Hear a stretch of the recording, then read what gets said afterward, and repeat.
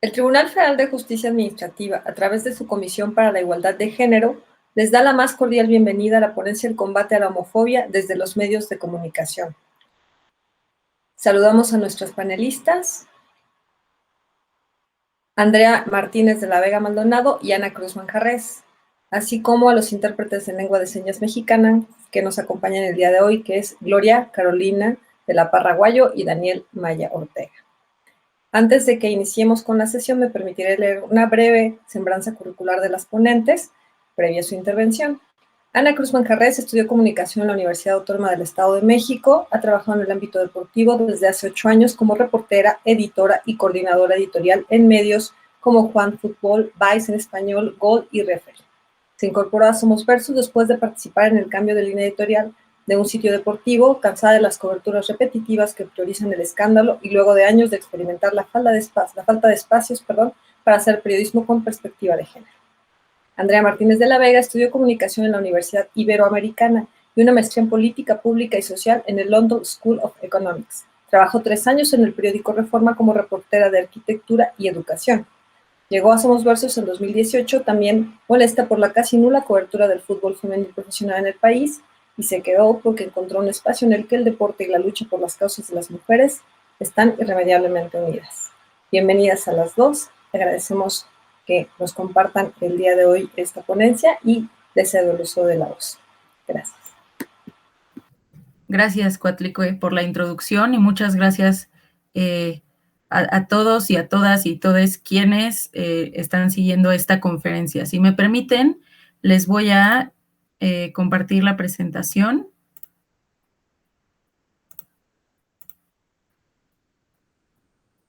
Ok. Creo que ya está. Ok, bueno, por favor infórmenme si lo ven porque yo ya no veo a nadie más. Pero bueno, empezamos. La conferencia de hoy es sobre el papel que pueden jugar las coberturas periodísticas en combatir de manera efectiva la homofobia, ¿no? Y obviamente, pues sí, decimos homofobia un poco porque es la palabra que más se usa. Pero en sentido estricto, pues tal vez deberíamos también nombrar a la lesbofobia y la transfobia y la bifobia, ¿no? No se trata solo de una cuestión de enfocarnos en esto porque en el deporte femenil hay una proporción mucho mayor de atletas que se reconocen como parte de la comunidad LGBTIQ+, y al final Somos Versus trabaja sobre todo con enfoque en mujeres en los deportes, sino que, pues, tenemos que reconocer que es una discriminación que existe y que afecta a muchas personas.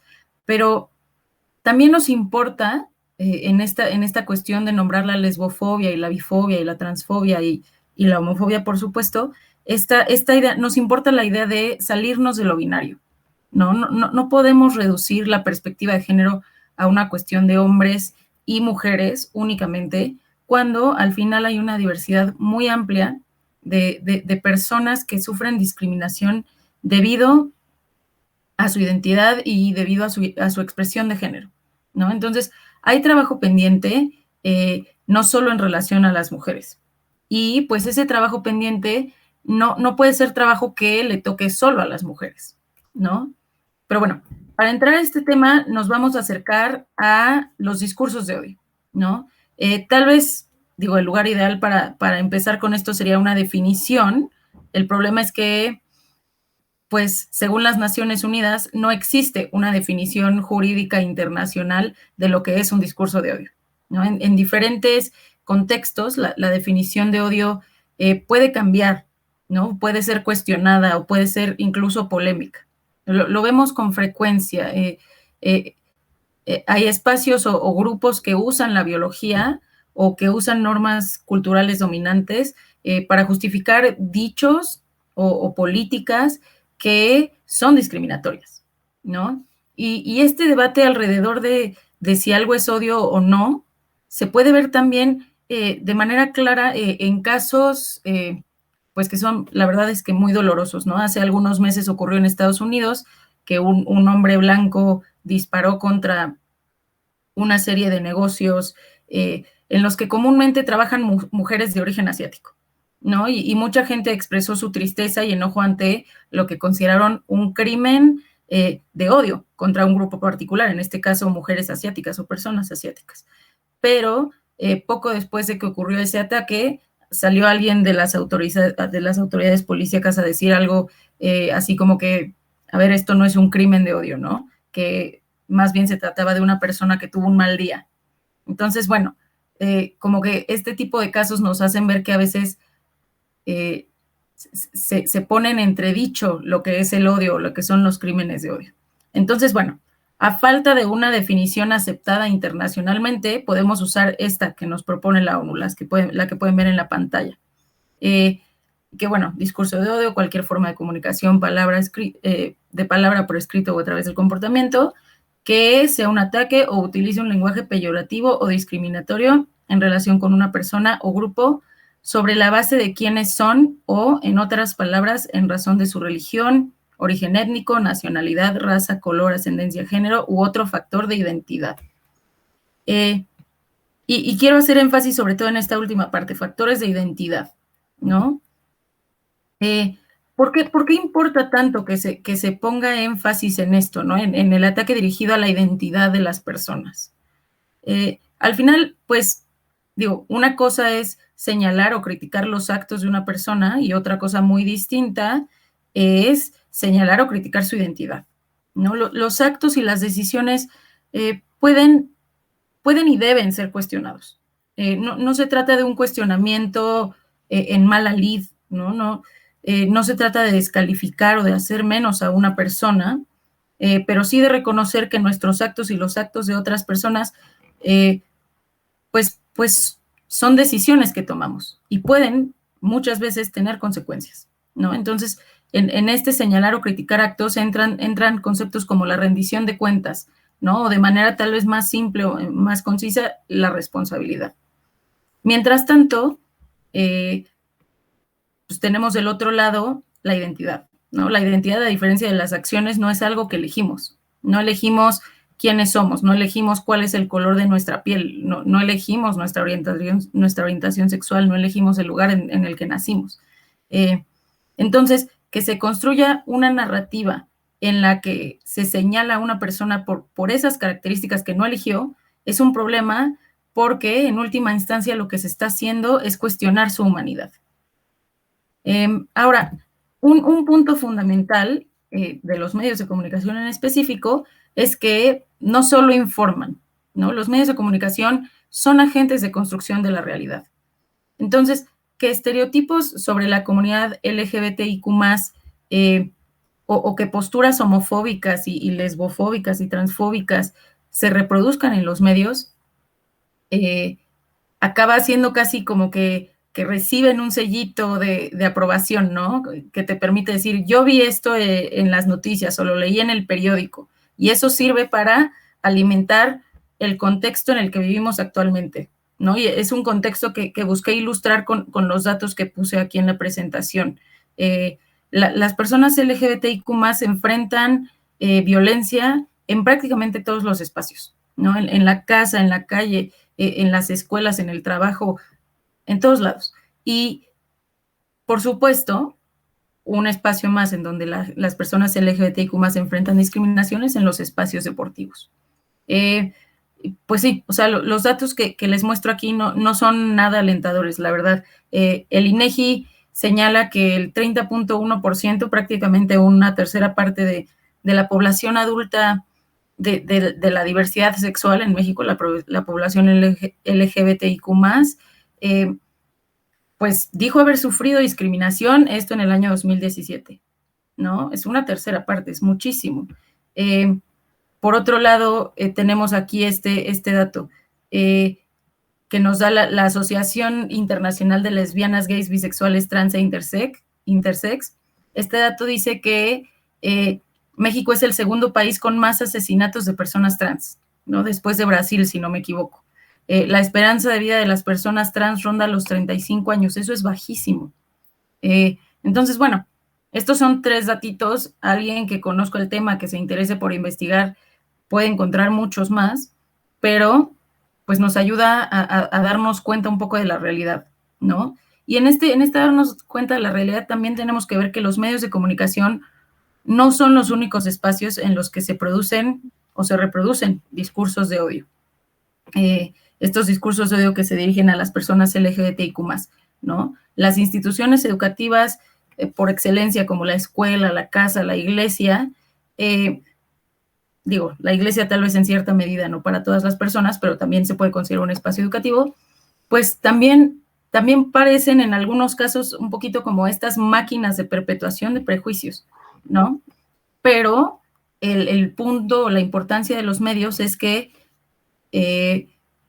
contribuyen a masificar esas ideas, ¿no? Y no podemos pretender que eso no pasa también en los medios deportivos, ¿no? A lo mejor pensamos que solo pasa en los medios noticiosos más generales, pero ocurre también en los medios deportivos. Y a través de estos medios de comunicación, ideas que son discriminatorias, pues alcanzan públicos diversos y acaban sirviendo como sustento o como argumento para muchas posturas que son discriminatorias, ¿no? Entonces, una de las maneras en las que hacen esto es a través de reforzar la masculinidad hegemónica, y aquí los dejo con Ana. Hola, igual agradezco un montón el espacio que tenemos para hablar de esto y sobre todo porque es el gran objetivo que tenemos en Somos Versus como organización, ¿no? O sea, la base es el periodismo deportivo, la inclusión de las mujeres y niñas y jóvenes al deporte, pero desde el periodismo deportivo, a partir de mejorar los contenidos y las representaciones para que más mujeres se interesen y tengan espacios abiertos y seguros para practicar deporte, ¿no? Entonces, este que es el gran objetivo de Versus, hemos tratado de alimentarlo a partir de observaciones de medios, algunas no tan sistematizadas, pero actualmente estamos en un proyecto precisamente de observación de medios deportivos. Estamos observando medios impresos y medios digitales para ver cuánta es la diversidad que existe en ellos y la calidad de los contenidos y cómo impactan. Después se hará ese análisis, ¿no? De cómo impacta esto en el cierre o la apertura de espacios para personas que no son hombres heterosexuales en el deporte, ¿no?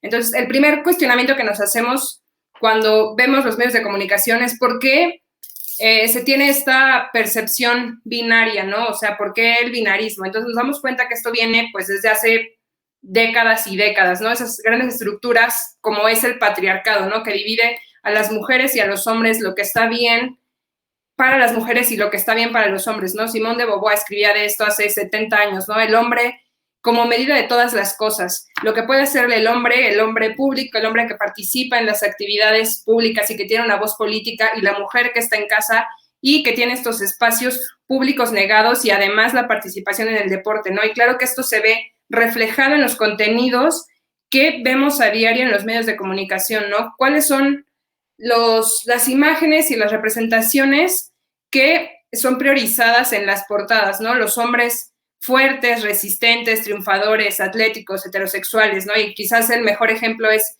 Cristiano Ronaldo, ¿no? Y el impacto que tiene alrededor del mundo su imagen como modelo de lo que está bien para un hombre y cómo influye esto en la construcción de otros contenidos y en la invisibilización de otras personas, ¿no? De las mujeres, pero también de las personas trans, ¿no? O sea, que prácticamente es nula la presencia, al menos en los medios mexicanos, de atletas trans o de personas que participen en el deporte, no precisamente dentro de las canchas, de personas trans, mujeres trans y hombres trans, ¿no? Que también, o sea, están cero representados.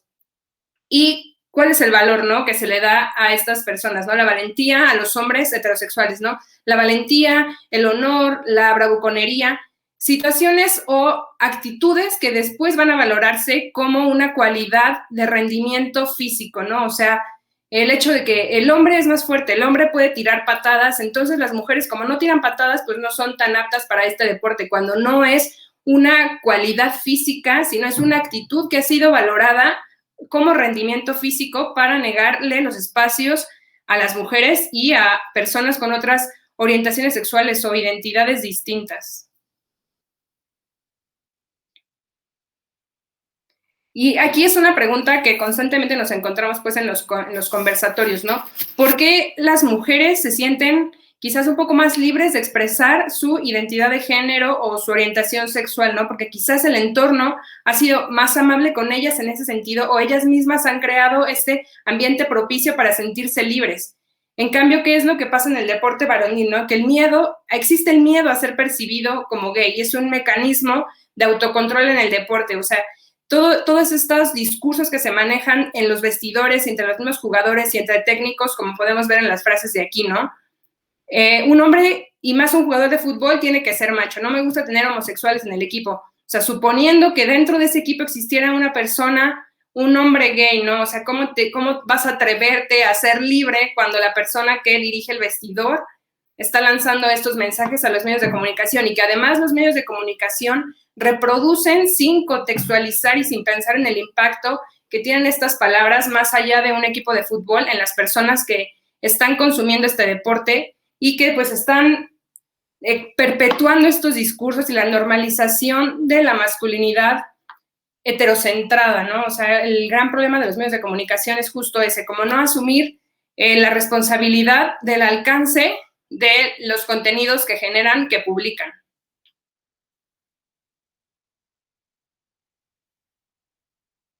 Ahora vamos a ver un poco de cómo abordan los medios de comunicación los temas vinculados a la orientación sexual, que además realmente les puedo decir que en la observación que hemos realizado, la diversidad es prácticamente nula. Si acaso una o dos notitas te puedes encontrar, pero generalmente son situadas en el marco de días especiales, ¿no? Pues como ahora, el mes del orgullo, entonces te encuentras alguna nota sobre un atleta trans, pero a lo largo del año no te encuentras algo más, algo que profundice y que sobre todo lo trate desde otro ángulo que no sea el escándalo, ¿no? Aquí vemos también, hace unos años esta nota fue como muy popular, ¿no? Manuel Neuer hizo una declaración en favor de la comunidad y más como para arropar a que otros compañeros, que no precisamente él, manifestaran su orientación sexual con libertad y se sintieran seguros, ¿no? ¿Qué pasó con esta frase? Pues totalmente lo contrario, lanzó a los medios de comunicación pensando en que quizás iba a ser tratado pues con perspectiva de géneros, ¿no? ¿Y qué fue lo que sucedió? Que el eco fue a partir de que él confesara su homosexualidad, cosa que no era así. La frase era más bien para apoyar a sus compañeros y terminó siendo un escándalo, un tema que no debe ser un escándalo y terminó siendo un escándalo, ¿no? Aquí vemos un titular que dice, Manuel Neuer no es gay, así es la esposa del portero de Alemania, porque además pues hay que presentar a las mujeres como propiedades, ¿no?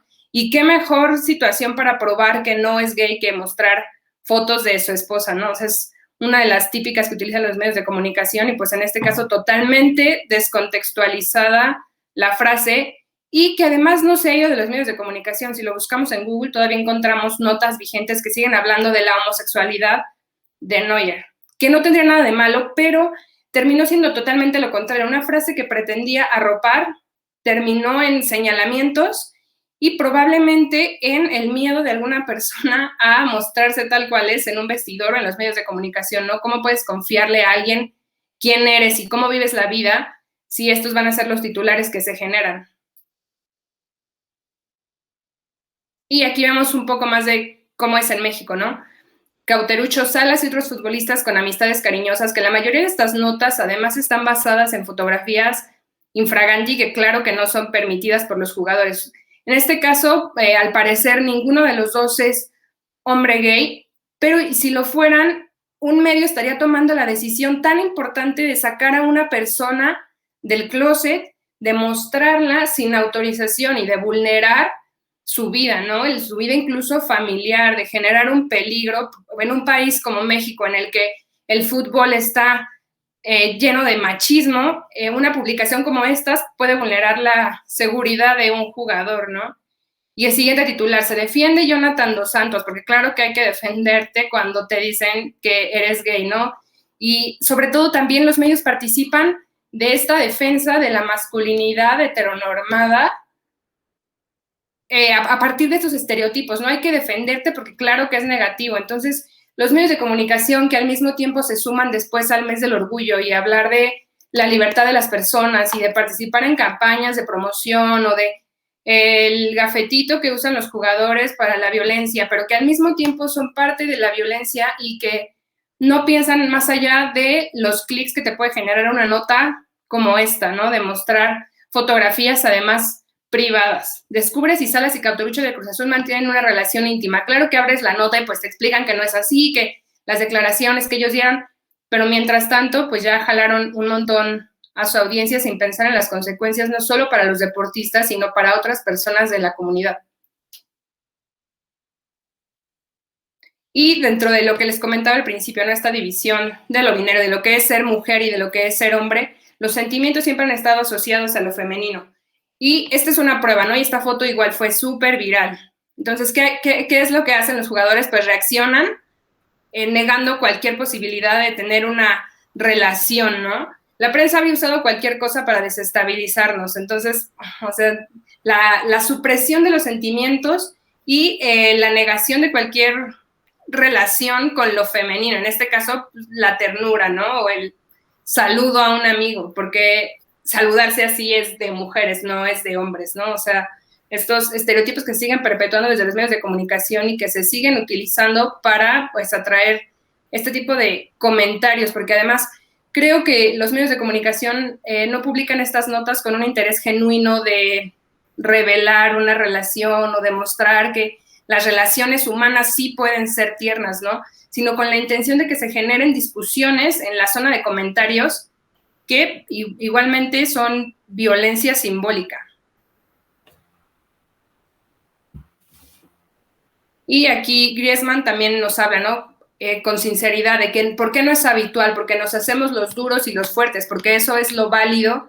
Y también lo que validan los medios de comunicación, lo validan los entrenadores dentro de los vestidores, como ya lo vimos, pero lo validan también los medios de comunicación y los propios jugadores, ¿no? Como el comentario que veíamos de Salcedo hace poco, que hablaba de que en el fútbol había rudeza porque no era un juego de Barbies, otra vez relacionando lo femenino y, o sea, evitando que las mujeres ingresen a este espacio. O sea, podrían parecer comentarios muy pequeños, pero siguen perpetuando la discriminación y negándole los espacios a otras personas.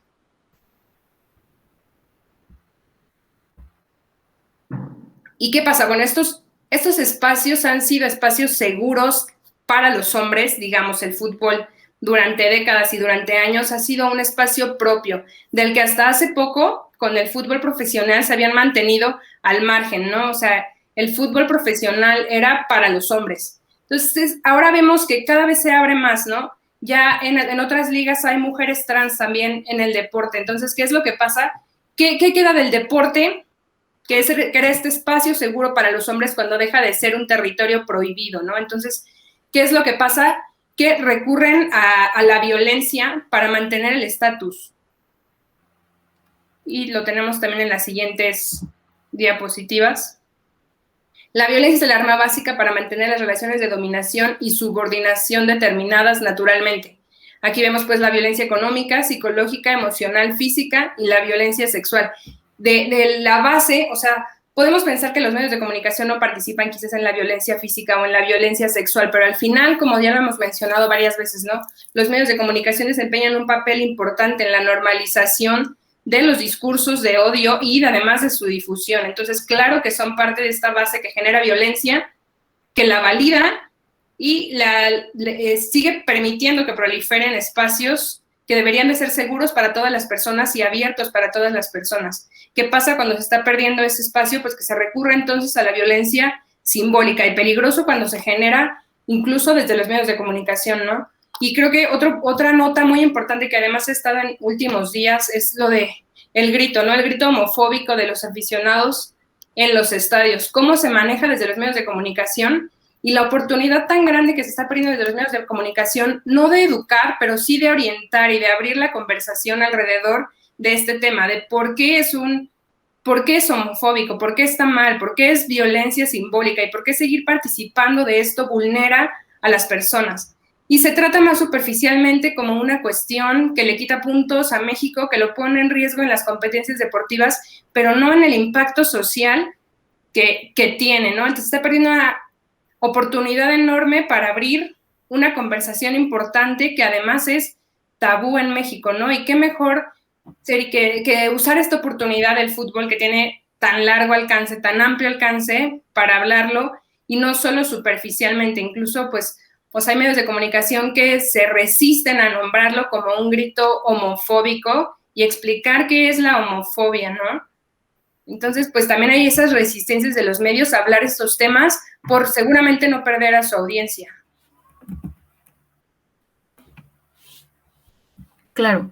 El, el, Todo esto que nos describe Ana es fundamental en esta construcción narrativa, ¿no? Y al final el asunto no es solo este refuerzo a la masculinidad hegemónica que nos acaba de describir Ana y que se logra, por así decirlo, con una sobrerepresentación del hombre macho en los contenidos deportivos.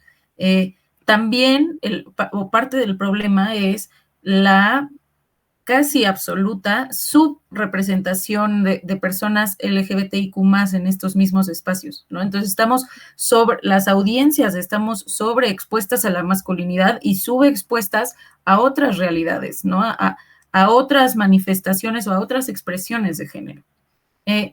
Y entonces, bueno, por un lado tenemos la ausencia de personas LGBTIQ más en los espacios de generación de noticias, ¿no? Esto también es un asunto. No sabemos con certeza cuántas personas LGBTIQ trabajan en el periodismo deportivo. No hay datos que nos lo digan. Tampoco sabemos cuántas notas deportivas o cuántas notas de medios deportivos son sobre la comunidad LGBTIQ+, ¿no? Y este último dato, desde Somos Versus, estamos haciendo el esfuerzo por llenar ese vacío. Estamos descubriendo, como ya mencionó Ana, que son muy pocas las personas, muy pocas las notas al respecto. Pero el primer dato, el de cuántas personas LGBTIQ+ trabajan en una redacción deportiva, pues no lo sabemos y creo que va a ser muy difícil saberlo, en parte porque, así como Ana describe tal vez el ambiente del vestidor como uno en el que pueden dominar este machismo o estas expresiones discriminatorias, quienes han trabajado en medios de comunicación tal vez puedan percibir que ciertas actitudes se reproducen en las redacciones deportivas. Entonces, pues también me atrevo a imaginar que va a haber personas LGBTIQ+ que prefieren no salir del closet en sus espacios de trabajo si eso es a lo que se van a enfrentar, ¿no? Y al final, pues hay datos y hay investigaciones que se relacionan con contenidos de entretenimiento, ¿no? Con películas y series, y cómo en este tipo de contenidos han ido aumentando personajes LGBTIQ+, ¿no? Cada vez hay más, cada vez se retratan nuevas y diferentes historias.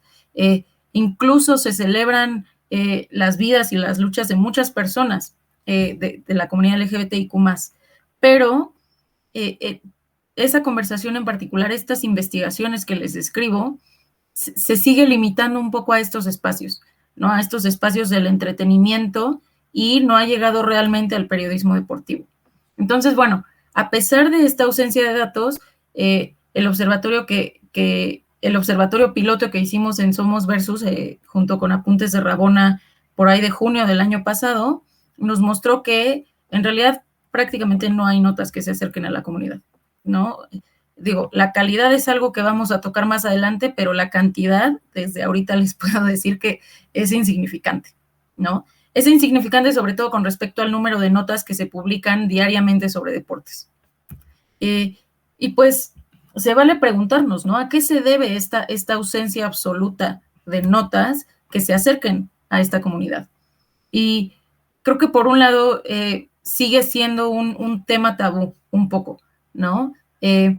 Por décadas se ha hablado de todo lo relacionado con las personas LGBTIQ+, con alusiones indirectas, ¿no? O muy ambiguas, con expresiones que son reduccionistas o que son incluso discriminatorias, ¿no? Hay ciertos grupos de edad, tal vez, que todavía usan el término mariposón, ¿no? O este tipo de palabras que se usan para aludir a hombres gays y pues que siguen lo que ya decía Ana, que reproducen o que conectan la experiencia del hombre gay con lo femenino, y a ambas cosas las hacen ver como algo negativo, ¿no? Son expresiones que tal vez de manera estricta no son groseras, pero que sí tienen connotaciones burlonas y peyorativas, ¿no? Y claro, digo, yo les dije ahorita un ejemplo tal vez pues un poco suave, ¿no? Hay muchas otras expresiones que son abiertamente más violentas, ¿no? Tal vez también este miedo a acercarse a hablar de estos temas tiene que ver con que pues tal vez hay un poco de desconocimiento, ¿no?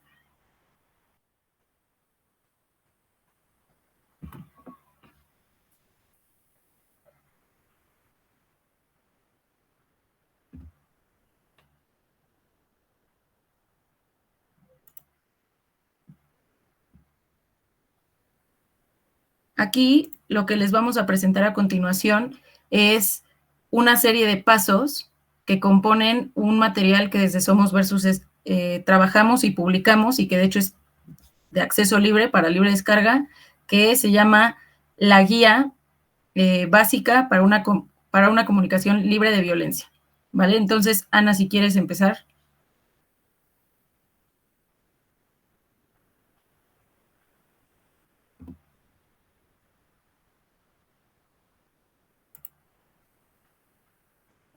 Ana. Sí, ya me di cuenta, perdón.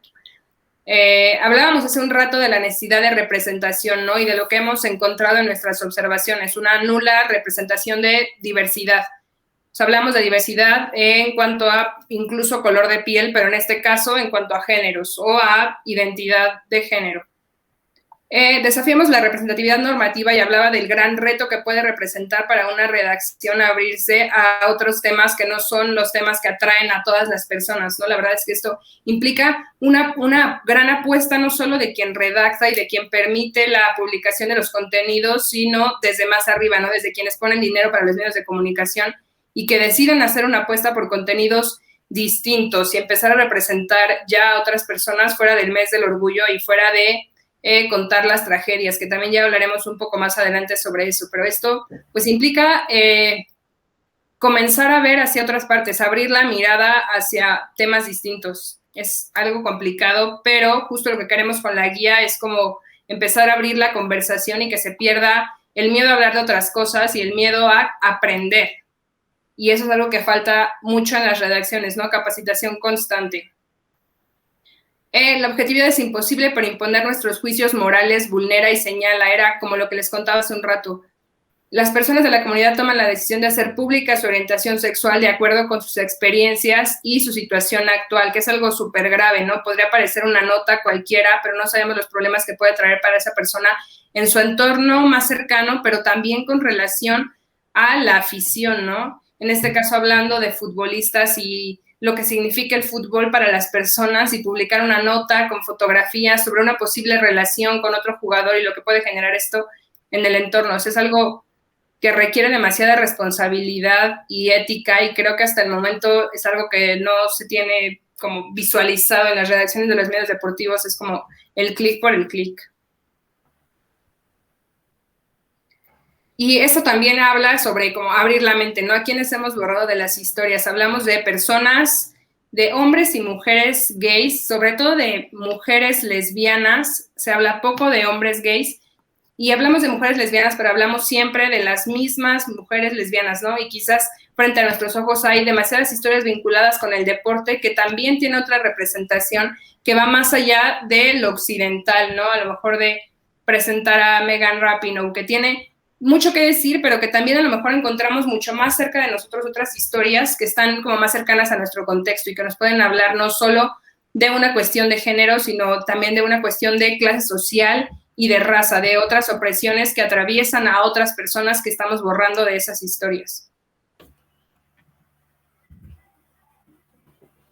Cuestionemos la utilidad y el impacto del contenido. Aquí, bueno, nuestra guía está principalmente dirigida a medios de comunicación y a personas que trabajan en los medios de comunicación, pero también nos invitaría a pensarlo como audiencias, ¿no? Cuestionemos la utilidad, qué es lo que estamos consumiendo, a qué le estamos dando clic, a qué conversaciones nos estamos prestando y qué comentarios estamos permitiendo por no querer herir susceptibilidades en estas conversaciones, a lo mejor en una publicación de Facebook, ¿no? ¿Por qué permitimos, por qué nos reímos de ese meme que sabemos perfectamente que es discriminatorio, ¿no? Estas notas que publican los medios con toda la intención de generar conversación, a lo mejor en contra de la inclusión de las mujeres trans en el deporte y que se presta para que las personas sumen comentarios o información que incluso es falsa, ¿no? Como la de la peleadora de la UFC que mató a otra y que se dice que era una mujer trans, y, o sea, son notas que además ni siquiera tienen una base pues auténtica, ¿no? Un medio confiable que respalde esa información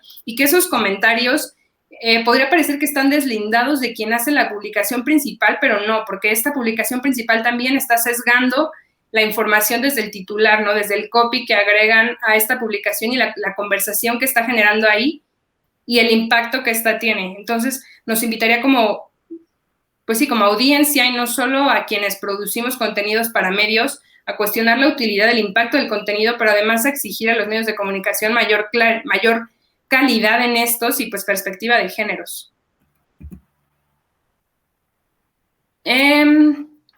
Sí, o sea, lo que les hablaba hace un ratito también, reconocer a los protagonistas de la información y no solo hablamos a veces, y aquí también lo hemos hecho, quizás por englobar, pero también vale la pena reconocer que si bien es la comunidad LGBTI, TTIQ+, cada una de estas comunidades y cada una de las personas incluso están atravesadas por distintos matrices de opresión, ¿no? Hablaba ahorita, por ejemplo, de Megan Rapinoe, ¿no? Que, pues sí, es una mujer lesbiana en un entorno complicado para las mujeres como es el fútbol. Y es una situación distinta a la que atraviesan las futbolistas mexicanas, también atravesadas por otras circunstancias, ¿no? Como la raza, como la clase social, o mujeres discapacitadas que también enfrentan otro tipo de discriminaciones. Nos referimos a la comunidad por englobar, pero como medios de comunicación e incluso como consumidoras y consumidores, podríamos empezar a pensar en las personas a partir de la multiplicidad, ¿no? De la interseccionalidad. No solo pensarlas como un todo porque son parte de la comunidad. Aportar argumentos y buscar nuevas voces. La verdad es que esto es algo, pues, súper urgente en los medios de comunicación, sobre todo ahorita que se está tratando, por ejemplo, la discriminación de las niñas trans en el deporte estadounidense y las leyes que se están impulsando desde ahí para prohibirles que ingresen a los programas escolares deportivos, ¿no? ¿Qué es lo que pasa? Que son notas que están retomando información sin tener una voz de la comunidad o una persona trans, ¿no?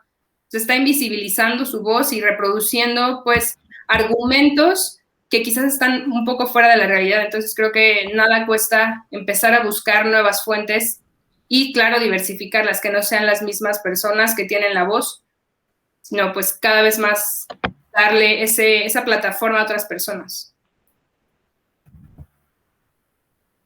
Y está igual, súper importante, el conflicto no es la única forma de representación. Y esto es algo súper recurrente, ¿no? No se habla de las personas de la comunidad, no se habla de las mujeres lesbianas, no se habla de los hombres trans o de las mujeres trans, a menos que su nota pueda atraer clics a partir de, pues, estas narrativas del sufrimiento, ¿no? Futbolista mexicana pensó en el suicidio. Igual hace un rato veía una de Mara Gómez, la primera futbolista trans en el fútbol profesional argentino, ¿no? Él decía, el costoso camino al deporte profesional. Notas que, o sea, sí, a lo mejor tienen la intención de visibilizar lo difícil que es para estas personas acceder a espacios históricamente negados, pero también contribuyen, pues, hasta a la estigmatización y a que las personas trans que están en espera de abrirse a nuevas oportunidades también se retraigan ante estas historias, ¿no? Es costoso el camino, pero también las personas tienen otras cosas que contar más allá del sufrimiento de sus historias. Claro. Ahora, este es el siguiente punto, ¿no? La vida privada de las y los atletas no es nuestro asunto, a menos que ellas decidan compartirla. La realidad es que hay una línea que es algo delgada entre la necesidad de representación LGBTIQ+ en los medios deportivos y, del otro lado de esa línea, caer en el morbo, ¿no? Digo, por supuesto, es importante reconocer a las y los atletas que pertenecen a la comunidad como tales, ¿no? Es algo que contribuye a la normalización de estas realidades que no son el hombre heterosexual cisgénero. Y es importante en cuanto a visibilidad de la diversidad que existe dentro de la propia comunidad, ¿no? Esta diversidad que nos decía Ana, LGBTIQ+, representa muchas personas muy distintas. Pero, pues también también es importante que los medios de comunicación no hagan esto al precio de la calidad de la información, ¿no? O de contenidos que acaban estigmatizando. Al final, las decisiones que una persona pueda tomar en cuanto a su orientación sexual o su identidad de género pertenecen al ámbito de la vida privada, ¿no? Y como tal, pues, por más que se busque normalizar o incluso celebrar a la comunidad LGBTIQ+, pues tampoco se trata de reducir a estas personas a lo que publican en redes sociales, por ejemplo, ¿no? Habrá ocasiones en que hay atletas que son muy abiertas o muy abiertos con temas de su vida privada y que también se vale retomarlo, ¿no? Aquí les traemos de ejemplo esta imagen. Ellas son dos futbolistas campeonas del mundo, son Ashlyn Harris y Ali Krieger, son estadounidenses.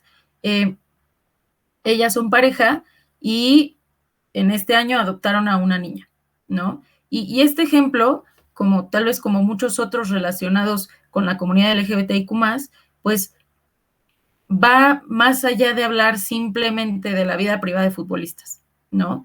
A lo mejor no todos los medios lo manejaron así, pero una nota como esta tiene el potencial de que los medios no se queden en la historia bonita de la adopción y la familia, ¿no? Sino que den un paso más, ¿no? Que toquen en esta lucha de muchos años que ha tenido la comunidad LGBTIQ+ para poder formar su propia familia, ¿no? En este caso, la posibilidad de que una pareja de mujeres lesbianas pudiera adoptar, ¿no? No en todos los países eso se puede, ¿no? No todas las mujeres lesbianas que son pareja y que quieren ser madres por vía de la adopción pueden hacerlo, no todas tienen la oportunidad, ¿no? Entonces, que un medio retome esta nota, pues permite hablar de cuestiones también más diversas, ¿no? ¿Qué implica la maternidad en el deporte? ¿No? ¿Cuáles son las reglas y los protocolos que existen alrededor de la maternidad en este ámbito en particular, ¿no? Los equipos o los clubes o las federaciones tienen reglas o tienen políticas que apoyen a las mujeres que deciden ser madres, por ejemplo. Entonces, este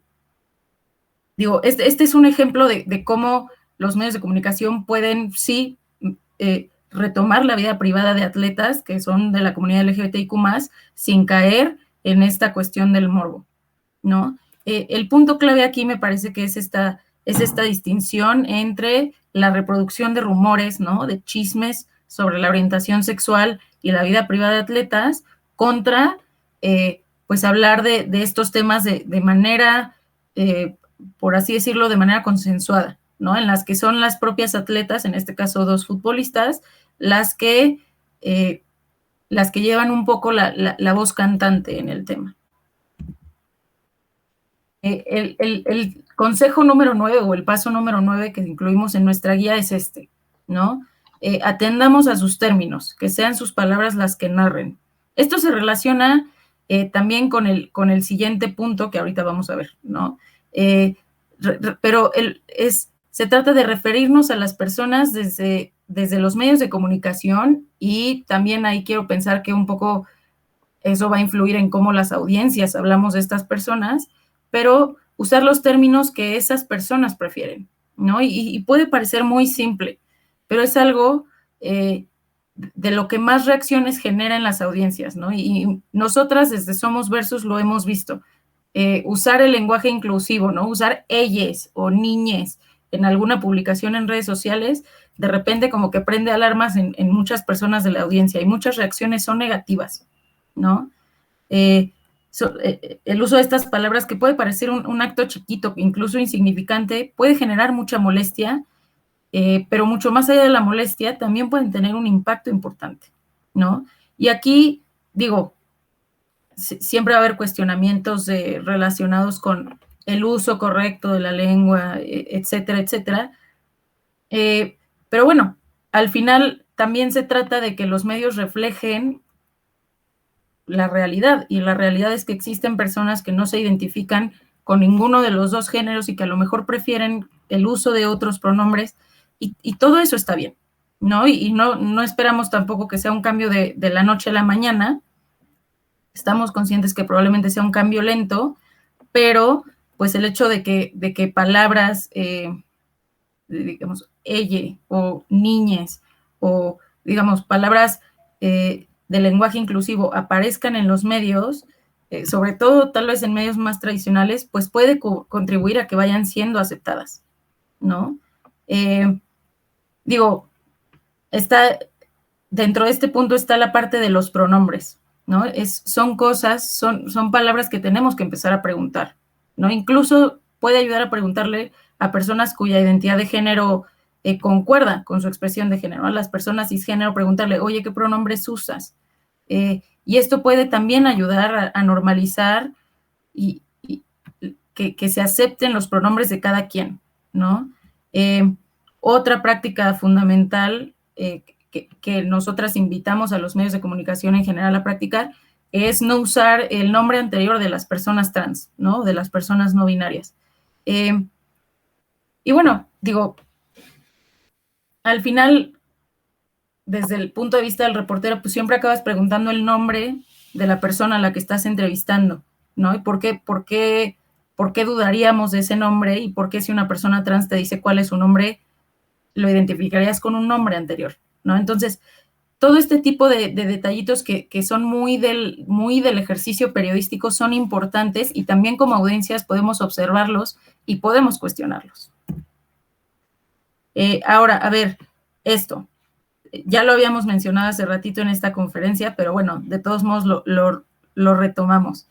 En las redacciones deportivas hace falta mucha diversidad, ¿no? Cualquier mujer que haya trabajado en una se los puede decir, estoy segura. Pero no solo se trata de diversidad en cuanto a la inclusión de mujeres, sino una visión más amplia de la diversidad, ¿no? Que haya personas con orientaciones sexuales e identidades de género no normativas, ¿no?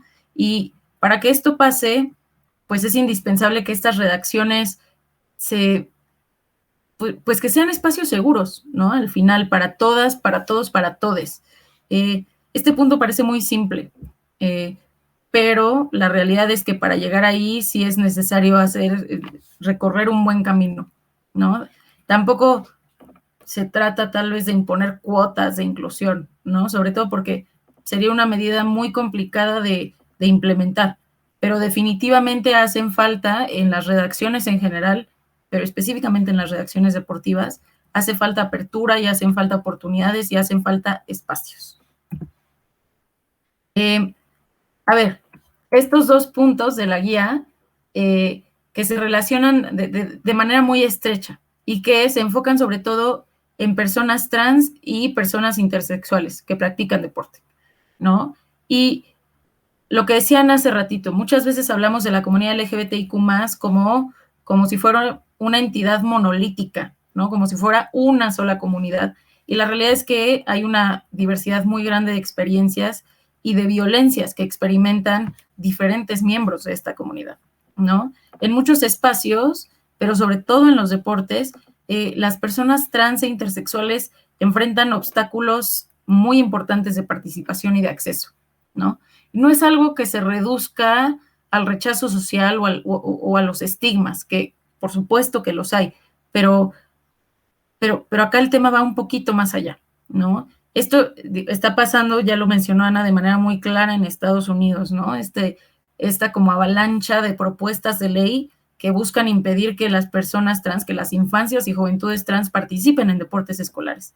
Y el argumento es que las personas trans, especialmente las mujeres trans, tienen una ventaja injusta sobre las competidoras que son cisgénero, ¿no? Y este argumento, pues, está basado en la presunción de que los hombres son siempre más fuertes y más rápidos y más hábiles que las mujeres, ¿no? Y por lo tanto, una mujer trans conserva esas ventajas cuando empieza a competir en el deporte femenil, ¿no? Esta información, por supuesto, no tiene sustento científico, no está comprobada, pero los cuestionamientos a estas suposiciones no siempre reciben plataforma en los medios deportivos, ¿no? Entonces, muchas veces el discurso mediático se reduce a cuestiones médicas, ¿no? A la medición de testosterona o al aspecto físico de quienes están compitiendo.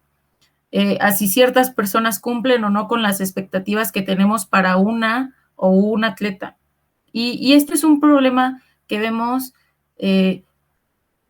pues constantemente, ¿no? Y resulta en que hay muchos esfuerzos por limitar la participación de ciertos grupos de personas en actividades como el deporte, que son tan ricas y tan importantes para el desarrollo individual. Entonces, los medios de comunicación, quienes crean contenidos y también quienes consumimos contenidos, tenemos la responsabilidad de no quedarnos solo con este lado de la historia, no con el lado que se enfoca en la biología y la medicina. Tenemos la responsabilidad de buscar más información, necesitamos considerar distintos puntos de vista y una parte bien importante de este debate es la perspectiva de derechos humanos, ¿no? Que muchas veces esta perspectiva queda opacada en el discurso médico o biológico. Entonces, bueno, esta mirada que muchas veces acaba creando estos pánicos morales, ¿no? Que suman a la estigmatización. Este ejemplo ya lo tocó Ana hace unos momentos. Es una noticia falsa que, a pesar de ser falsa, pues fue reproducida por varios medios en su momento. Y esta noticia decía que una luchadora trans mató a su competidora, ¿no? Digo, ustedes pueden ver ahí el lenguaje de la cabeza de la nota, que no lo está diciendo como yo lo dije, pero pues son historias como esta, ¿no? Que no tienen realmente contexto, que no tienen la información completa, que acaban sirviendo o contribuyendo a los intereses y a los fines de ciertos grupos a los que les interesa coartar los derechos de algunas personas. Y ese interés por coartar derechos de algunas personas es de manera amplia, ¿no? El deporte solo es uno de los espacios en los que se busca coartar derechos. Entonces, bueno, desde el periodismo tenemos la responsabilidad de no caer en estas dinámicas, de no justificar y no alimentar ciertas posturas que son contrarias a los derechos humanos y que son abiertamente discriminatorias. Entonces, bueno, para eso están estos dos puntos, ¿no? Lo fundamental que es el contexto y la importancia de verificar la información. Y este es el último punto que está en nuestra guía y que plantea una pregunta que puede ayudar muchísimo a reporteras, reporteros, pero también a personas de la audiencia, ¿no? Una estrategia para revisar lo que estamos leyendo es hacernos esta pregunta. ¿Este contenido vulnera, obstaculiza o incita a la violencia? A ver, el punto de incitar a la violencia puede sonar como algo muy fuerte, ¿no? Y pues es que lo es fuerte. Incitar a la violencia es precisamente lo que hacen los discursos de odio, ¿no? Vulnerar a una persona y obstaculizar su acceso a la práctica del deporte parece algo menor junto a la incitación a la violencia, pero también son consecuencias importantes y de largo alcance de nuestro trabajo al crear contenidos informativos y como consumidores, si reproducimos estos contenidos, si le damos clic y like y retweet, estamos contribuyendo también a eso, ¿no? Y en última instancia, esta pregunta lo que hace es empujarnos a recordar que lo que se publica desde los medios, pues al final incide en las vidas de muchas personas, ¿no? Y lo hace de maneras que tal vez nunca alcancemos a percibir o a comprender por completo, ¿vale? Entonces, bueno, estos son los 13 puntos de la guía de Versus, de la guía que creamos para una comunicación, pues, perdón, ya, para una comunicación libre de prejuicios. Esa se puede descargar de manera gratuita en nuestro sitio web, versus.mx. Les invitamos a descargarla, leerla. No pretendemos que sea una guía que explica absolutamente todos los aspectos relacionados con las personas LGBTIQ+, pero creemos que es un buen material para quienes quieren acercarse. Está diseñada para periodistas, pero todas, todos y todas son bienvenidas a consumirla. ¿Vale? Muchísimas gracias por el tiempo y por el espacio al tribunal. Muchas gracias, Andrea. Pues me gustaría, hacerles algunas preguntas antes de pasar a darle la oportunidad al público también, que ya aquí nos han hecho algunas. La primera que me gustaría formularles tiene que ver con... Señalaban sobre cómo se deben de replicar las declaraciones, ¿no? Al principio comentaban estas declaraciones de los, eh, eh, no sé, de ciertos agentes ahí que están, ya sean entrenadores o preparadores, etcétera, y que tienen un contenido, pues, de odio, ¿no? ¿Qué sería o cómo sería para ustedes lo ideal que deberían de hacer los medios, ¿no? Al momento de replicar estas declaraciones?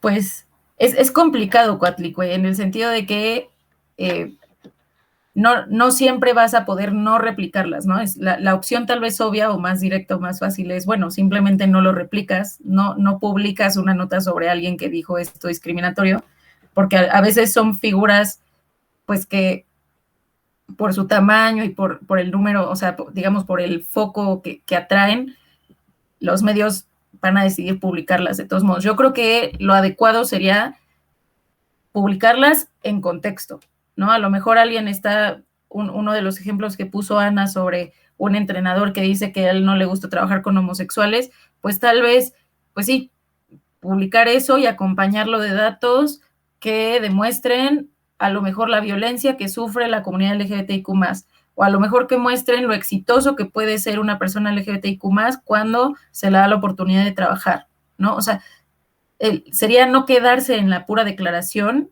y dar contexto, dar información completa. No sé, seguramente Ana tiene más que decir al respecto. Sí, pensaba en que, o sea, lo que le decía hace un rato, implica un gran reto para los medios de comunicación porque además es una inversión de tiempo, ¿no? O sea, lo que te puede tomar subir una nota con una frase, copiarla, pegarla, dejarla sin contexto, a lo que te toma buscar una fuente, buscar un dato, y todos esos son recursos económicos porque es tiempo. Entonces creo que si un medio de comunicación tiene esa intención de ser propositivo, pues sí requiere una apuesta económica y también renunciar a la publicación rápida de notas con tal de ganar el clic, ¿no? Entonces, pues sí, o sea, no veo otra opción más que buscar fuentes que te den contexto, al menos una fuente que te dé contexto, un dato que te ayude a entender la situación de las personas de la comunidad en México o en Brasil, ¿no? En este caso, que era un técnico brasileño, que te ayude a poner en contexto y no perder esa oportunidad de abrir la conversación, como les comentaba hace un rato, ¿no? Sobre el grito homofóbico, por ejemplo. ¿Por qué perder ese espacio que tienes al que llegan millones y millones de lectores y lectoras? No mejor aprovecharlo dando un poquito más de recursos, siendo propositivo y aportando más allá del resultado o del escándalo que te puede generar una declaración polémica. Claro, muchas gracias a ambas. Aquí tengo una pregunta que nos formula Frida y pregunta, ¿qué acciones debería emprender la FIFA o la Federación Mexicana de Fútbol para eliminar el grito homofóbico en los partidos, más allá de las multas en los estadios, por ejemplo? Pues es que lo que creo es que a lo mejor han ido por vías muy distintas, ¿no? La vía del reglamento y la vía de la educación, ¿no? Porque pues, hablar de educación a lo mejor es algo como esperar que las federaciones eduquen a la gente, quizás es como pedir demasiado. Pero creo que han ido por la vía incorrecta, al menos desde el lado de la federación, que siempre lo manejan como los jugadores victimizándose por la posibilidad de perder la clasificación al Mundial, a los Juegos Olímpicos, o sea, a lo que quieras, pero no hablando de las personas que son verdaderamente víctimas de estos discursos de odio que se están reproduciendo tanto en las canchas, en los estadios, más allá del grito homofóbico, ¿no? Todo este ambiente que se genera en los estadios contra las personas de la comunidad, contra las mujeres lesbianas y contra los hombres gays sobre todo, ¿no? Es esa, pues sí, no aprovechar ese medio. Creo que la federación y la selección mexicana han victimizado a las personas incorrectas, ¿no? Y no se trata de victimizar a las personas de la comunidad, pero sí hacerlas el centro de la conversación. ¿Y por qué es importante que pare ese grito? ¿Y por qué México es el segundo país más homofóbico en el mundo, no? O sea, la campaña debería de ir dirigida hacia concientizar, aprovechar ese alcance y concientizar, o al menos intentarlo, ¿no? Y no tanto hablar de reglamentos y de multas que a la gente al parecer no le interesan. Así es. Gracias, Ana. Andrea, ¿algo que quieras comentar? No, creo que Ana lo explicó bastante bien, ¿no? me parece que el recurrir a los castigos que se ha recurrido se queda en eso, en un castigo, y no se ve más allá, no se ve la raíz del problema, no se habla de quiénes están sufriendo las consecuencias y de cómo ese grito ocurre en un contexto más amplio de violencia y de discriminación contra ciertos grupos de la comunidad. Entonces, sí, creo que la propuesta de Ana es más el camino al que deberíamos aspirar. Muchas gracias. A mí me gustaría saber si es que tienen alguna idea ahora del reciente observatorio que hicieron, de lo que comentabas hace rato, respecto a la representación de la comunidad, ¿no? Decían que era muy poca, pero me parece que a veces esa poca representación sigue cayendo como siempre en los mismos estereotipos, ¿no? No sé si tienen alguna información o qué podrían comentarme sobre este tema. Pues el observatorio es algo que todavía estamos ejecutando, digamos, es una investigación que toma un año, vamos a concluir hasta noviembre, y como lo diseñamos, sí buscamos ver primero la cantidad, ¿no? Cuántas notas sobre la comunidad LGBTIQ se publican, ¿no? Sobre todo en proporción al resto de los contenidos, digamos, a las notas de deportes varoniles, y ese sería el punto de la cantidad, y luego está el punto de la calidad, ¿no? Si a lo mejor se presentan discursos enfocados sobre todo tal vez en la vida privada de las personas LGBTIQ+, en vez de en su desempeño deportivo, este tipo de cuestiones.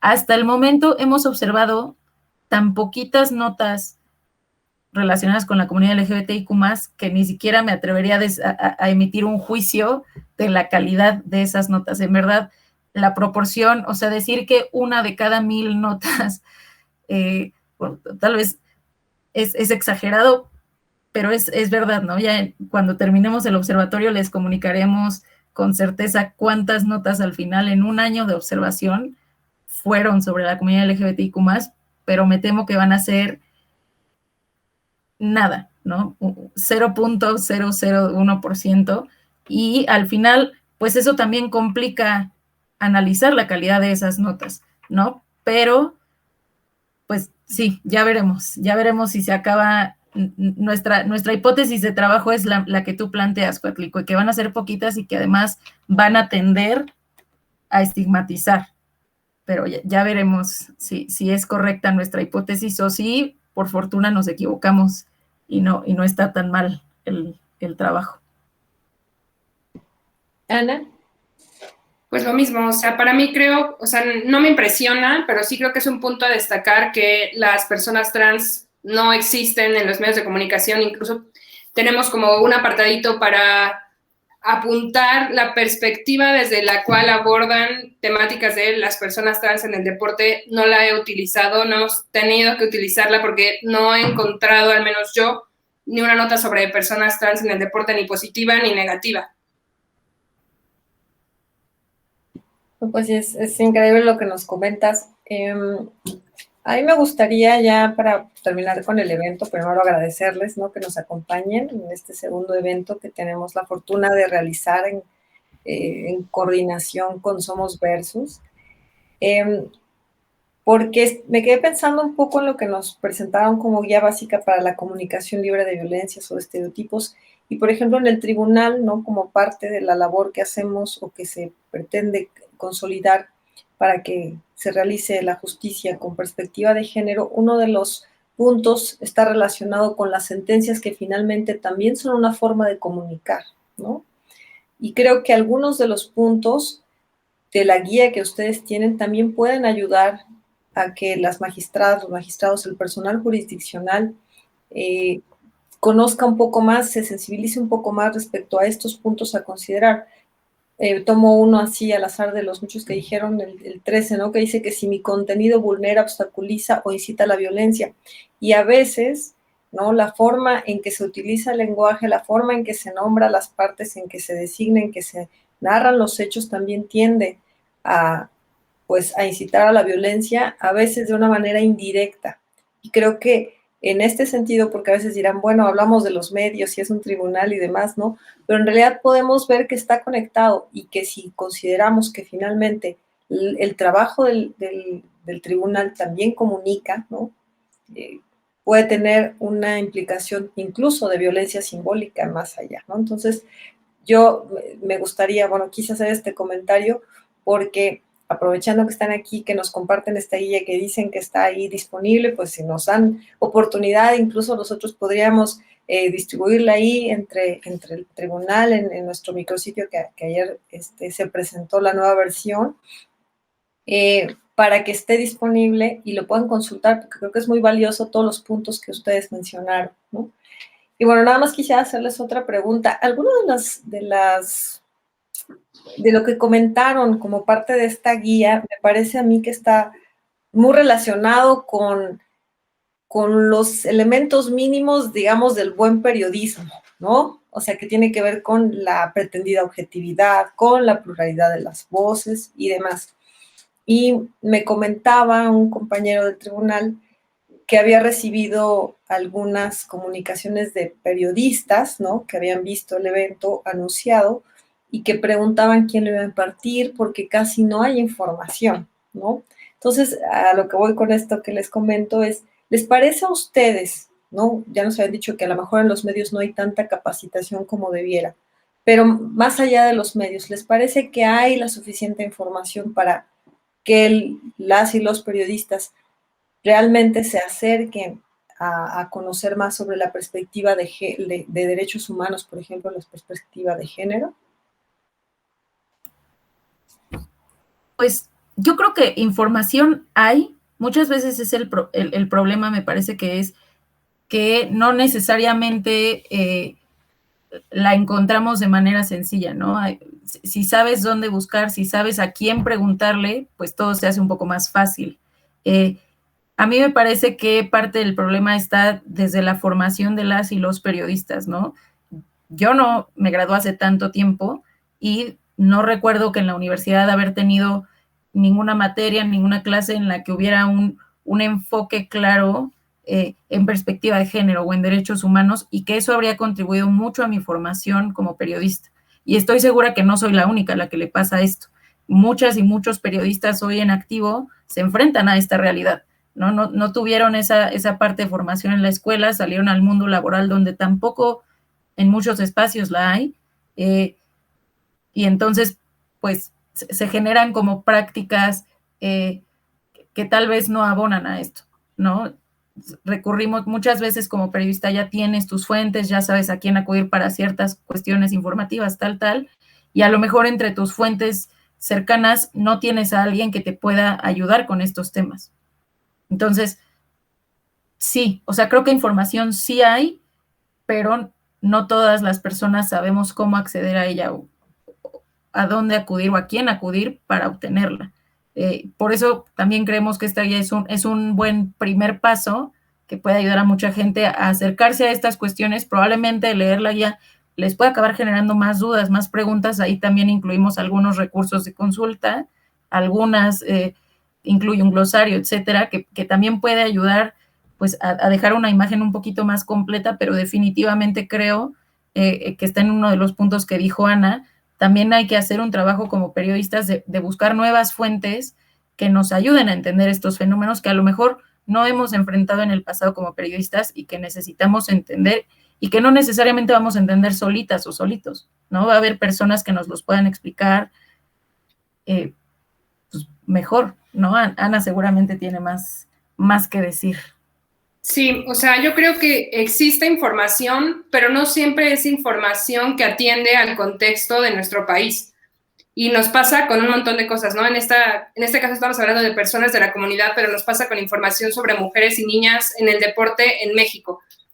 Terminamos buscando información de estudios que se han hecho en Estados Unidos, que se han hecho en Inglaterra, que se han hecho en Australia, pero que difícilmente se ajustan totalmente a nuestro contexto, ¿no? A lo que está realmente pasando en nuestro país. Aquí sí, o sea, en México se hacen estudios interesantes sobre la discriminación, ¿no? Contra personas de la comunidad, pero no tenemos estudios muy específicos sobre personas de la comunidad en el contexto del deporte, por ejemplo, ¿no? ¿Qué tanto se está investigando sobre personas trans? Porque no es un tema que esté ahorita a lo mejor en nuestras ligas de fútbol profesional, pero la verdad no creo que pase mucho tiempo para que lo empecemos a discutir, y lo vamos a discutir con bases científicas que no van a corresponder a nosotros, o nosotras como personas habitantes de este país, ¿no? Entonces creo que, o sea, en ese sentido, falta información que es específica, pero creo que cada vez también hay más apertura para investigarlos y también más gente que se anima a investigar. Y es justo lo que dice Andrea, no hace falta a lo mejor curiosidad como periodista. Quizá no vas a hacer una gran investigación científica, pero a lo mejor en tu núcleo, en tu espacio, en tu comunidad, sí puedes iniciar una investigación sobre la inclusión de las personas trans o de mujeres lesbianas en el deporte, ¿no? O sea, creo que falta curiosidad y también la verdad es que faltan recursos desde los medios de comunicación, de tiempo y de dinero para que se hagan esas investigaciones cada vez más específicas y que de verdad se pueda aportar pues conocimiento e información a las personas y ir más allá de las historias que ya hablábamos de sufrimiento, ¿no? De verdad hablar de lo que nos atañe como país, qué es lo que podemos hacer. Muchas gracias, Ana, Andrea. Bueno, pues yo creo que con esto concluimos. Ya no tengo más preguntas aquí pendientes para responder. Y pues nada más les comparto aquí,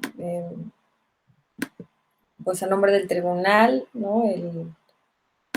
El reconocimiento que hacemos a nuestras ponentes, pues por acompañarnos, por reconocer su labor, porque sí se ve, tengo varias ventanas ahí abiertas, ¿no? Entonces, bueno, el Tribunal Federal de Justicia Administrativa, a través de su Comisión para la Igualdad de Género, le otorga junto a Andrea Martínez de la Vega Maldonado, como a Ana Cruz Manjarres Telles, ¿no? Este reconocimiento por la conferencia que nos acaban de impartir, ¿no? Les agradecemos mucho a la gente que nos sigue también, la transmisión en YouTube, al personal del tribunal que aquí están saludando todos por acá, por la conexión, y pues les agradecemos mucho. No sé si quieren darnos algún comentario final antes de ya concluir con el evento. Pues agradecer el espacio y la oportunidad y la plataforma que nos dan para hablar de estos temas. Que sepan, el material está ahí disponible, con mucho gusto pueden compartirlo al interior del tribunal y al exterior también. Para nosotras el chiste es que sea, que llegue a la mayor diversidad de personas posible y que sea utilizado. Entonces, sí, agradecer el espacio.